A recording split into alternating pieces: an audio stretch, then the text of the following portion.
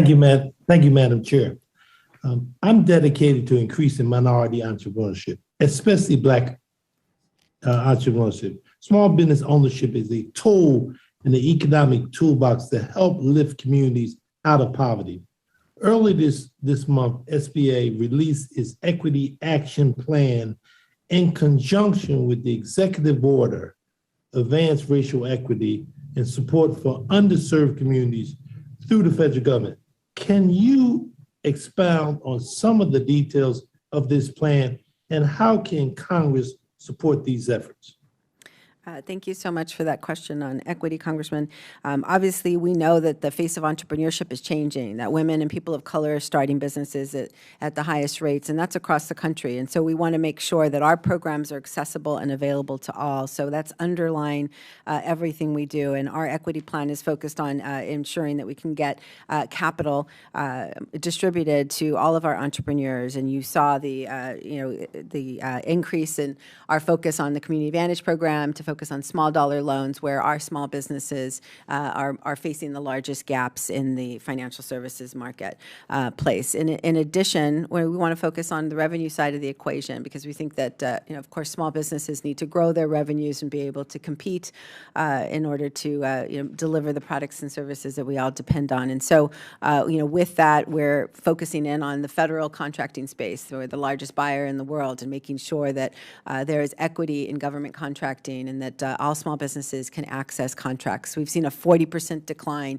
in the number of small businesses doing business with the federal government, and that's not good for our industrial base or innovation. And so we're focused on making sure that emerging entrepreneurs and all entrepreneurs can access contracting, as well as the technical assistance. And obviously, the Community Navigators pilot program has enabled us to level up our outreach into more communities, build bridges to underserved communities across the country so that they can better access the resources of the federal government, in particular the SBA and the capital programs and the contracting and other market access programs we provide. So with those actions, we hope to continue to expand our reach. And beyond that, though, of course, this is a moment for the SBA to step into a broader role in entrepreneurship. We're seeing increased rates of entrepreneurship. We want to leverage the attention through the Paycheck Protection Program and all of our relief programs to now better reach and serve and build trust in communities that we have seen come into the SBA's programs. I said over 8 million unique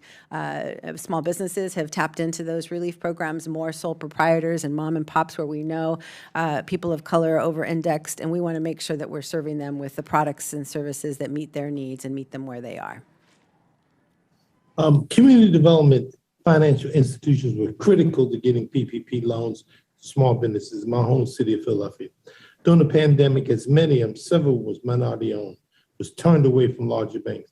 The budget says SBA is establishing an agent priority goal to increase the number of community financial institutions, SBA. Each of the federal bank records have offices dedicated to CDFIs and minority deposit institutions. Do you think a similar office would help SBA get more community-based lenders into the 7A program? We have within the Office of Capital Access a team dedicated to growing lenders in our community, starting with the microlending intermediary program, and then as well with our Community Advantage, attracting CDFIs and CDCs. We have increased and strengthened our relationship with the key CDFI organizations to ensure that they have access to our programs and are familiar. We also offer technical assistance across to all lenders, community banks and CDFIs and others, to make sure that they can access our programs. And, we know that the most important thing is to simplify our programs across our portfolio. We've started with the Community Advantage program and trying to simplify eligibility and underwriting to make sure that we can support the lending institutions with these small dollar loans that are just as expensive as doing larger dollar loans. And so we want to enable the industry to better support small businesses through our programs. And we believe that the existing structure that we have in place will allow us to do so.